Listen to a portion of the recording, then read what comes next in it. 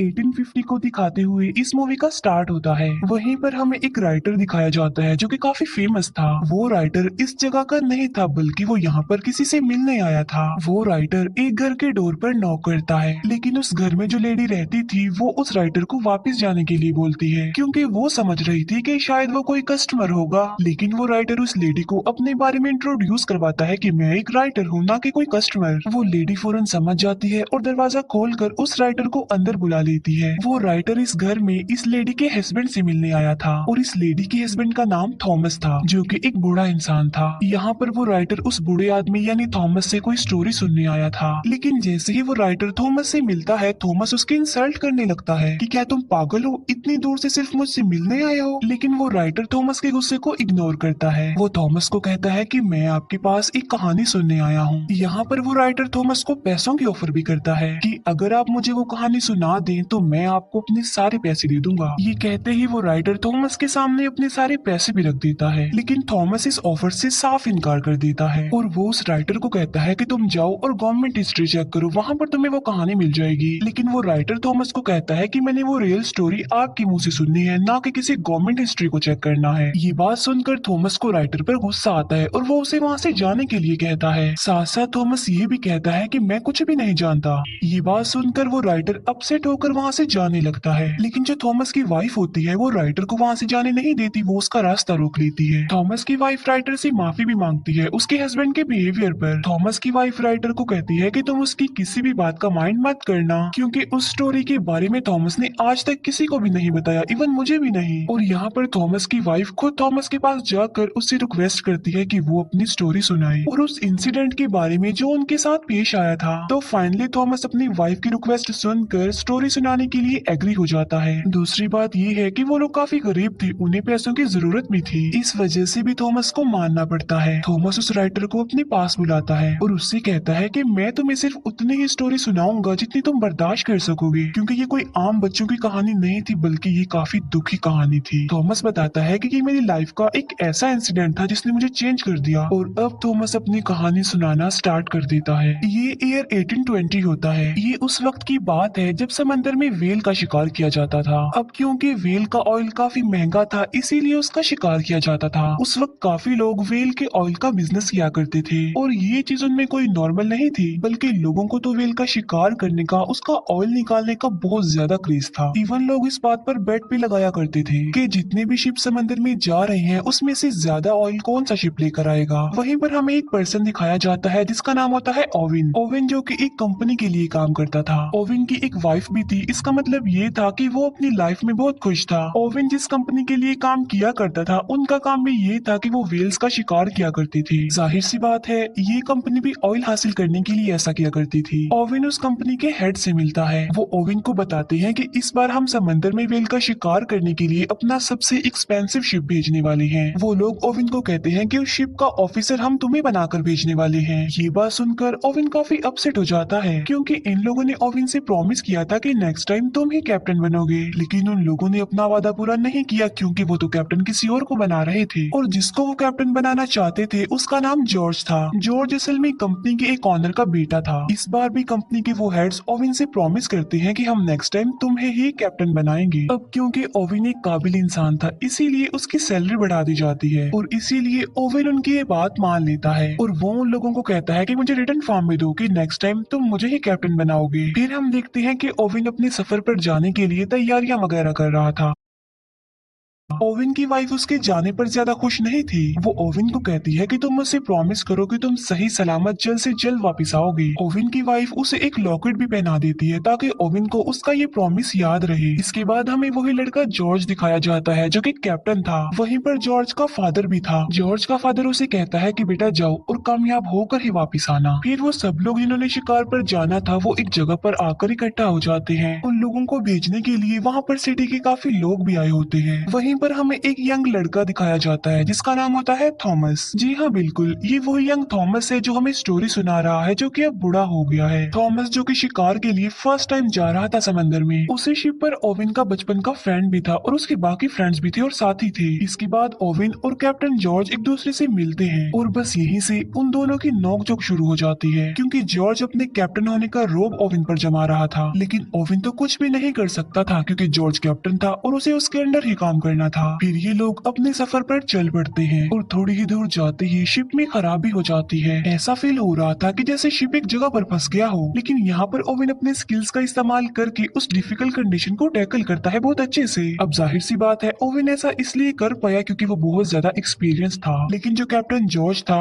वो ऐसा बिल्कुल भी नहीं था। मतलब ये कि उसमें कोई भी ऐसी स्किल्स ऐसी एबिलिटीज नहीं थी, इसीलिए जब वो ओविन की एबिलिटीज या स्किल्स देखता है तो वो जेलस हो जाता है ओविन से और इस बात का बदला वो रात को डिनर पर ओविन से लेता है। जॉर्ज ओविन की काफी इंसल्ट करता है कि तुम गरीब हो और सिर्फ एक फार्मर के बेटे हो। अब क्योंकि ओविन से ये इंसल्ट बर्दाश्त नहीं हो रही थी और वो कुछ कर भी नहीं सकता था, इसीलिए वो वहाँ से उठकर चला जाता है और अपने साथियों को कहता है कि हमने कल सुबह जल्दी उठना है। उस शिप पर हम ये बात नोटिस करते हैं कि गरीब लोगों को ज्यादा इंपॉर्टेंस नहीं दी जाती थी, बल्कि उन्हें हमेशा छोटा ही समझा जाता था। नेक्स्ट डे जॉर्ज फिर से ओविन को ऑर्डर लगाने लगता है। अब ना चाहते हुए भी ओविन को जॉर्ज का ऑर्डर मानना ही पड़ता था, लेकिन फिर तभी ओविन का ध्यान एक समुद्री तूफान पर जाता है। वो ये बात जॉर्ज से शेयर करता है कि आगे समुद्री तूफान है, हमारे लिए खतरा है, इसीलिए हमें शिप को वापस मोड़ लेना चाहिए। लेकिन जॉर्ज ओविन की ये बात नहीं मानता और शिप को तूफान में ही ले जाने का ऑर्डर दे देता है। और जब वो लोग तूफान में एंटर करते हैं तो वो लोग वहाँ पर फंस जाते हैं। तूफान में भी ओविन चिल्ला रहा होता है कि शिप को वापस मोड़ लिया जाए जल्दी से, लेकिन जॉर्ज अभी तक अपनी जिद पर ही अड़ा हुआ था और वो शिप को और ज्यादा तूफान के अंदर ले जाता है। ऐसा करने से उनके लिए काफी खतरा था, उनकी जान का खतरा, शिप डूबने का खतरा, लेकिन किसी तरह करके वो तूफान से बाहर आ जाते हैं। इसके बाद जॉर्ज ओविन को कहता है कि तुम सबके सामने मुझसे सॉरी बोलोगे और हम इस शिप को वापस अपने आइलैंड पर लेकर जाएंगे। इसका मतलब ये है कि हम वेल का शिकार किए बगैर ही यहाँ से वापस चले जाएंगे। लेकिन यहाँ पर ओविन जॉर्ज को काफी समझाने की कोशिश करता है कि देखो, सिचुएशन को समझने की कोशिश करो, हम वापस खाली हाथ नहीं जा सकते क्योंकि ये बहुत सारे लोगों की जिंदगियों का सवाल है। वो लोग हमारा इंतजार कर रहे हैं कि हम तेल लेकर ही वापस लौटेंगे। और यहाँ पर ओविन जॉर्ज को राजी कर लेता है, इसीलिए वो लोग वापस जाने की बजाय अपने सफर के लिए आगे बढ़ते हैं। इसके बाद हमें डायरेक्ट 3 महीने बाद का सीन दिखाया जाता है और वो लोग एक ऐसी जगह पर पहुंच जाते हैं जहाँ पर उन्हें बहुत सारी वेल्स मिल जाती हैं। वो लोग वेल्स का शिकार करने के लिए अपनी बोट पर ही निकल जाते हैं। तभी ओविन एक वेल पर अटैक कर देता है और वो वेल पहले तो बचने की काफी कोशिश करती है, लेकिन फिर वो मर जाती है। बाद में वो लोग उस वेल को शिप पर ले आते हैं और वो लोग उसका तेल निकालने लग गए। उन लोगों ने अब वेल के अंदर भी तो किसी को भेजना ही था। अब क्योंकि थॉमस साइज में काफी छोटा था, इसीलिए ओविन वेल के अंदर थॉमस को भेजता है। फिर शिकार किए उन्हें काफी दिन गुजर जाते हैं, लेकिन अब उन्हें कोई भी शिकार नहीं मिल रहा था। और मुसीबत की बात तो ये थी कि उनके खाने का सामान भी खत्म हो रहा था। अब क्योंकि वो लोग ज्यादा आगे तक नहीं गए थे, इसीलिए वो बीच में एक आइलैंड पर रुक जाते हैं। वहीं पर वो लोग एक कैप्टन से मिलते हैं और वो भी वेल के शिकार के लिए ही वहाँ पर आया था। वो सब लोग उस आदमी से मिलते हैं और वो उन लोगों को अपने शिकार की आखिरी कहानी सुनाता है।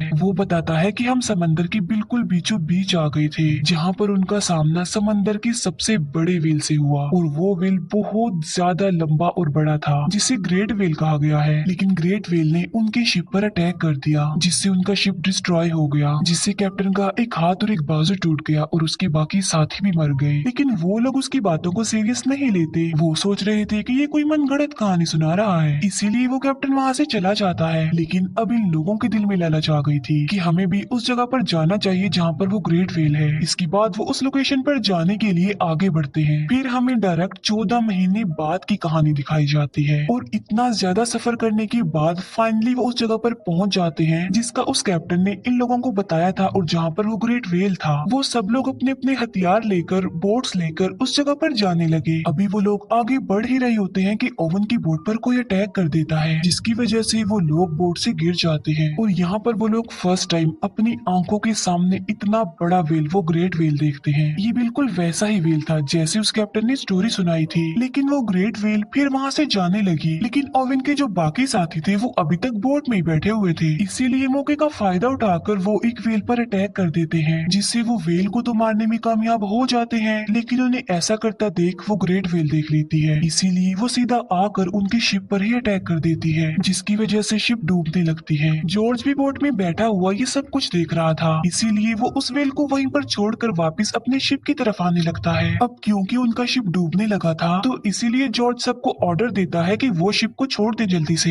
वो सब लोग अब बोट्स में आ गए और जितना भी खाना पीना उनके हाथ लग गया था वो उसे ले लेते हैं। इसके बाद नेक्स्ट मॉर्निंग हम देखते हैं कि वो वहाँ से निकलने के लिए समुद्री मैप को देख रहे थे, लेकिन उन लोगों का वहाँ से निकलना अब काफी मुश्किल हो गया था, क्योंकि वो लोग फिर से एक समुद्री तूफान में फंस चुके थे। इसी तूफान में ओवेन का बचपन का फ्रेंड भी काफी इंजर्ड हो जाता है। अब आहिस्ता आहिस्ता दिन गुजरने लगे। ओवेन अपनी जख्मी फ्रेंड की मदद किया करता था, जबकि ओवेन के बाकी साथियों को वो सिर्फ बोझ ही लग रहा था और कुछ नहीं। इसके बाद हमें एक महीने बाद की स्टोरी दिखाई जाती है, जहाँ पर इन लोगों के पास अब खाना भी खत्म हो गया था। उनकी हालत इतनी ज्यादा खराब हो गई थी कि अनकरीब वो मरने वाले थे। लेकिन तभी उनके एक साथी को जमीन नजर आ जाती है, इसीलिए उन्हें थोड़ी तसल्ली हो जाती है और वो उस जमीन की तरफ जाने लगते हैं। अभी वो लोग बस किनारे तक पहुंचने ही वाले होते हैं कि ओवेन को वहाँ पर कुछ फील होता है, और वो कोई और नहीं बल्कि ग्रेट व्हेल थी, जो कि उन सारी बोट से टकरा जाती है और उनकी बोट्स टूट जाती हैं। तब वो लोग समंदर की लहरों के साथ किनारे तक पहुंच जाते हैं, और अब उन लोगों की हालत किसी जानवर से कम तो नहीं थी।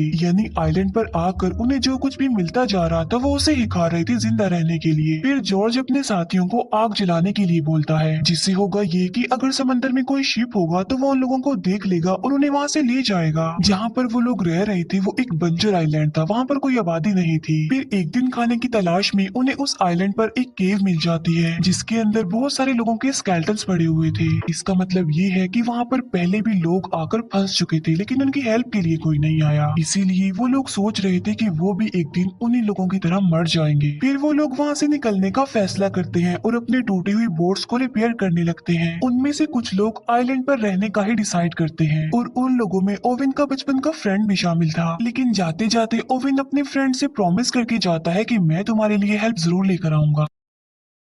फिर इसके बाद हमें 48 दिन बाद की कहानी दिखाई जाती है, और उन लोगों का काफी बुरा हाल था। खाए पिए बगैर वो लोग बहुत मुश्किल से ही जिंदा थे। और फिर हमें दिखाया जाता है कि उनका एक साथी मर जाता है। तब ओवन का एक फ्रेंड उसकी डेड बॉडी को समंदर में फेंकने वाला था, लेकिन फिर वो लोग एक काफी अजीब चीज डिसाइड करते हैं। वो डिसाइड करते हैं कि हम इसको फेंकेंगे नहीं बल्कि हम इसको खा लेंगे। अब क्योंकि ऐसा करना तो उनके लिए काफी मुश्किल था, लेकिन इसके अलावा उनके पास और कोई ऑप्शन भी तो नहीं था। सब लोग इस बात की वजह से काफी अपसेट भी होते हैं, लेकिन जिंदा रहने के लिए अब उन्हें कुछ तो करना ही था ना, क्योंकि वो एक ऐसी सिचुएशन में फंस गए थे कि वो बिल्कुल बेबस थे। इसीलिए वो अपने उस फ्रेंड को खा लेते हैं, और कहानी फिर वापस से प्रेजेंट टाइम में आ जाती है, जहाँ पर हमें बूढ़ा थॉमस दिखाया जाता है। जहाँ पर थॉमस काफी दुखी था कि उन्हें अपने ही साथियों की डेड बॉडी को खाना पड़ा। लेकिन तभी ओवेन की वाइफ भी वहाँ पर रोते हुए आ जाती है। वो अपने हस्बैंड की दुख भरी कहानी सुनकर और ज्यादा दुखी हो गई थी। फिर वो थॉमस को कहती है कि इसकी आगे की स्टोरी सुनाओ। फिर उस इंसिडेंट के बाद एक महीने बाद का सीन दिखाया जाता है, जहाँ पर ये लोग अभी तक समंदर में फंसे हुए थे और वहीं पर भटक रहे थे। अब क्योंकि भूख की वजह से उनका काफी बुरा हाल था, इसीलिए वो मजबूर होकर सरवाइव करने के लिए आपस में ही एक गेम खेलते हैं, जिस गेम में अगर कोई हार जाता था तो उसे मार दिया जाता था, और बाद में वो सारे साथी मिलकर उसे खा लेते थे। फिर एक दिन वो कैप्टन जॉर्ज हार जाता है। जॉर्ज अपने कजन को गन देकर कहता है कि तुम मुझे शूट कर दो और मुझे मार डालो, लेकिन जॉर्ज का वो कजन उसे शूट करने की बजाय खुद को ही शूट कर लेता है और बाकी लोग उसे खा लेते हैं। फिर एक दिन उन्हें फिर से वही ग्रेट व्हेल दिखाई जाती है। तब ओवेन उस व्हेल पर अटैक करने ही वाला होता है कि तभी ओवेन उस व्हेल की आंख देख लेता है, इसीलिए ओवेन उस व्हेल पर अटैक नहीं करता और वो भी वहाँ से चली जाती है। फिर काफी दिन बाद एक शिप दिखाया जाता है, और उस शिप के लोग जॉर्ज की बोट को देख लेते हैं, इसीलिए वो लोग उनकी हेल्प करते हैं। और जब शिप का कैप्टन ये देखता है कि बोट में इंसानी हड्डियां पड़ी हुई हैं, तो वो काफी शॉक्ड रह जाता है। और वो बोट जिसमें ओवेन और थॉमस थे थी वो तो दूसरी बोट से अलग हो चुकी थी। ओविन और थॉमस का काफी बुरा हाल था, वो मर रहे थे। लेकिन फिर तभी ओविन की नजर एक शिप पर पड़ती है और वो हेल्प के लिए उस शिप को बुला लेते हैं और फिर इस खतरनाक सिचुएशन से वो बाहर आ जाते हैं। फाइनली उन लोगों को बचा लिया जाता है और कुछ दिनों बाद उन्हें उनके घर पर लाया जाता है, जहाँ पर सिटी के लोग उन लोगों को देखकर काफी हैरान रह जाते हैं, क्योंकि उन्होंने तो एक्सपेक्ट किया था कि ये तो कब से ही मर चुके होंगे। वहीं पर ओविन की वाइफ भी उसके लिए वेट कर रही थी। ओविन की वाइफ जल्दी से उसके पास आती है और वो दोनों मिलते हैं। फिर उसी दिन ओविन और थॉमस मिलते हैं, जहाँ पर ओविन थॉमस को निशानी के तौर पर अपने वेल पिन दे देता है। इसके बाद कंपनी के लोग ओविन और जॉर्ज को बुलाते हैं उनसे स्टोरी सुनने के लिए जो उनके साथ समंदर में बीत चुका।